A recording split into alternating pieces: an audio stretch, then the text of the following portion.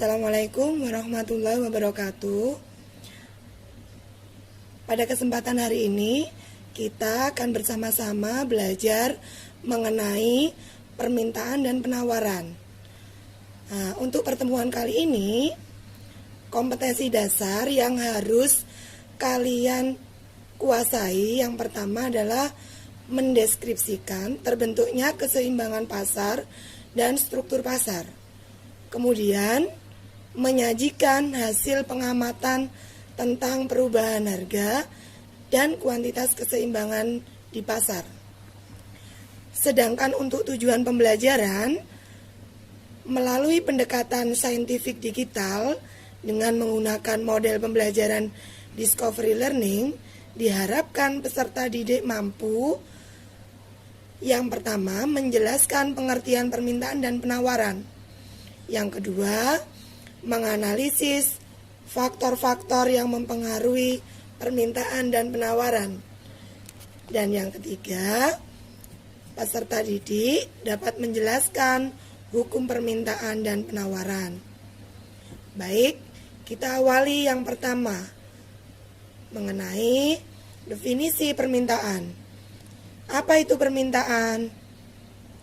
Permintaan adalah kesanggupan pembeli untuk membeli berbagai jumlah produk pada berbagai tingkat harga dalam waktu tertentu. Kemudian faktor-faktor yang mempengaruhi permintaan ada 6, antara lain yang pertama harga, yang kedua pendapatan masyarakat, yang ketiga selera konsumen, yang keempat harga barang lain, yang kelima perkiraan atau dapat dikatakan harga di masa yang akan datang, yang keenam jumlah penduduk.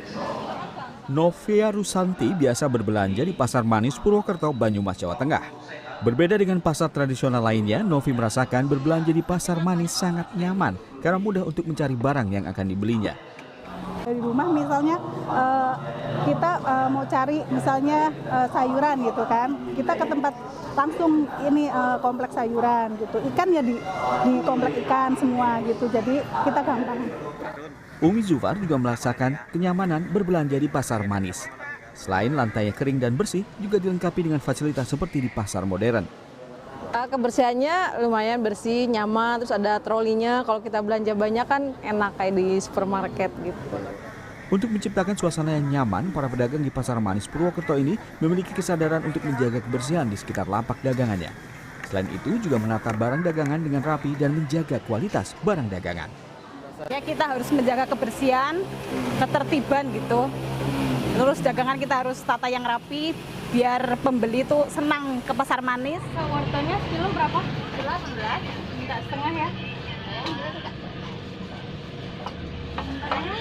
Ini berapa? Tang 18 juga. Tomatnya 2.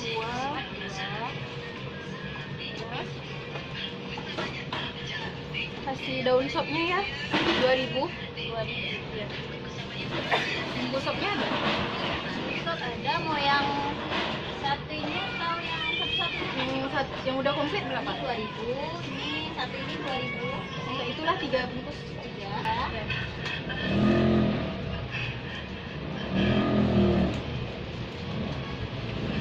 Bawang merahnya berapa? Kilo. Bawang merah yang itu 14. Yang ini? Yang ini 36. Kasih ini deh sekilo.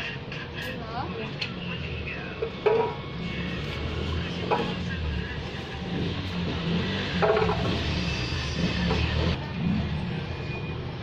Ini mau berapa kak?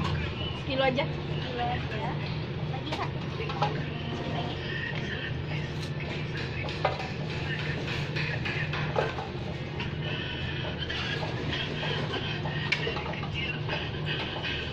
Cabai rawitnya satuan. Satuan cukup.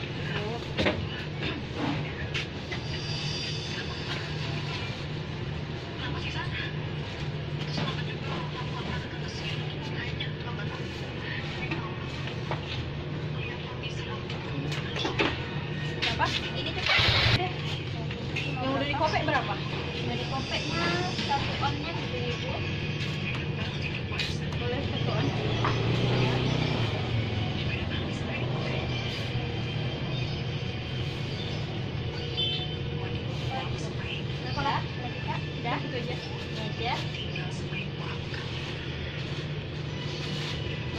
1 on, itu ini 1 on, ini 2 ya kak, ini tomatnya 2, terus ini wortel setengah, kentang setengah, hanya 52 kak, 52, uangnya pas ya, kasih ya, kasih kak.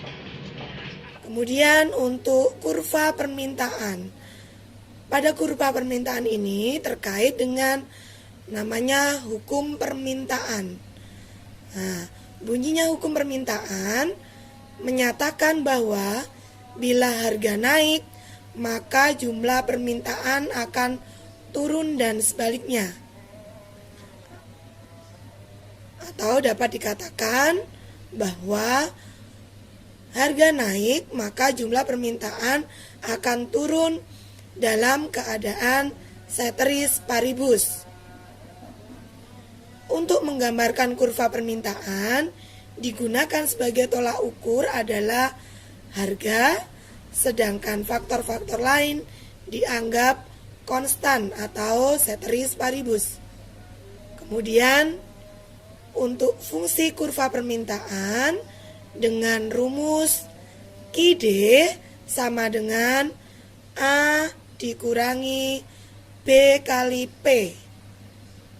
Keterangannya, P adalah harga produk, QD adalah jumlah produk yang diminta, A adalah konstanta, B adalah koefisien.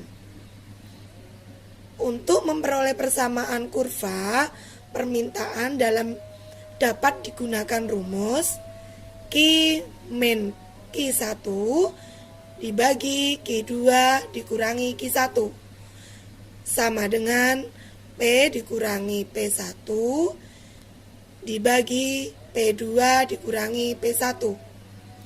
Sudah Ibu tampilkan pada gambar.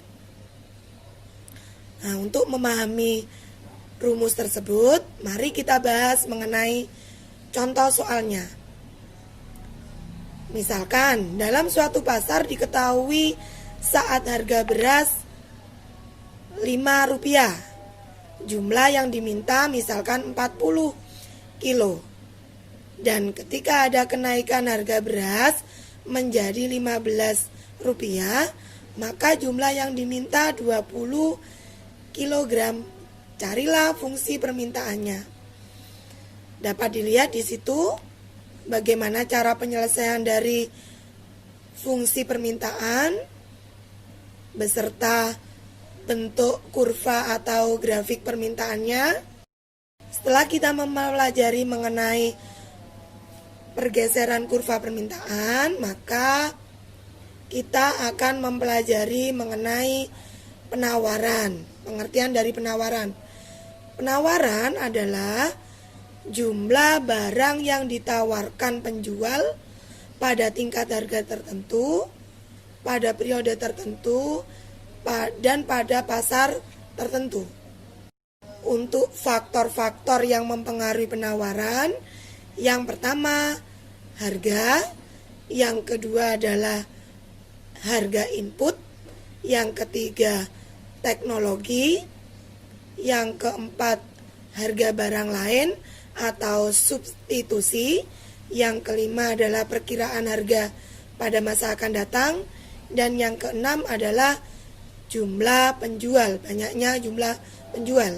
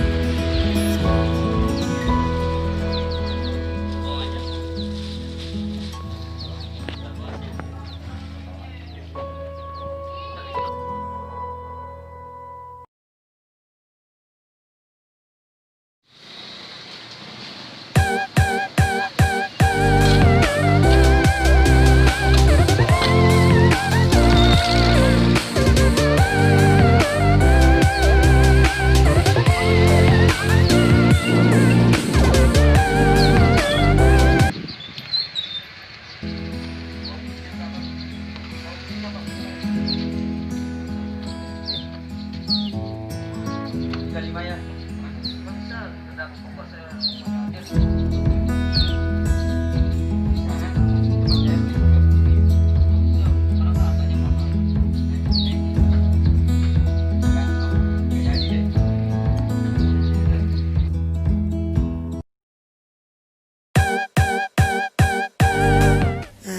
sedangkan bunyi hukum penawaran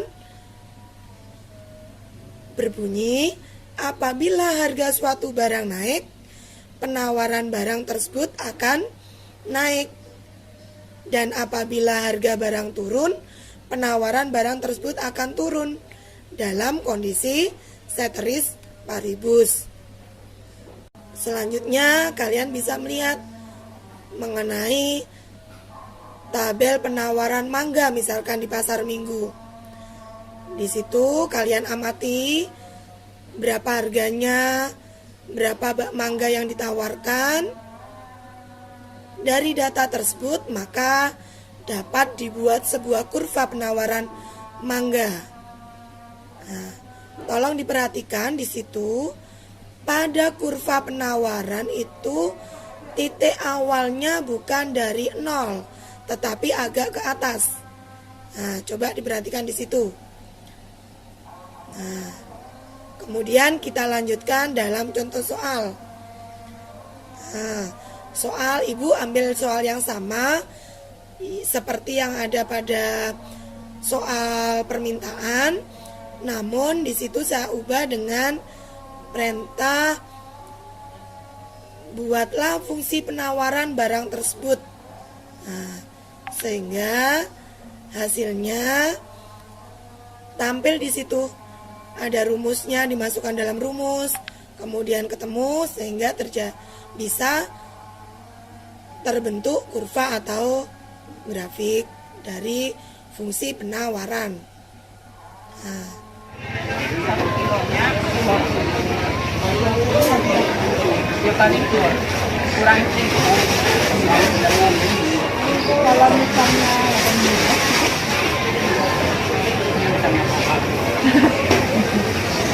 ini bisa apa? Itu mangga manis. Kalau ini sama Itu enggak, itu yang kecilan jadinya 13.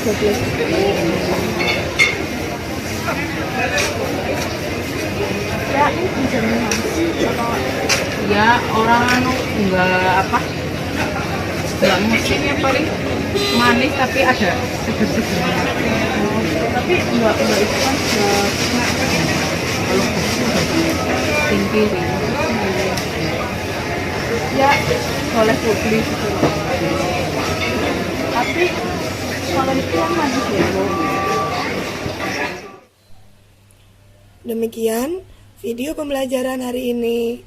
Sampai bertemu dengan video pembelajaran selanjutnya. Wassalamualaikum warahmatullahi wabarakatuh.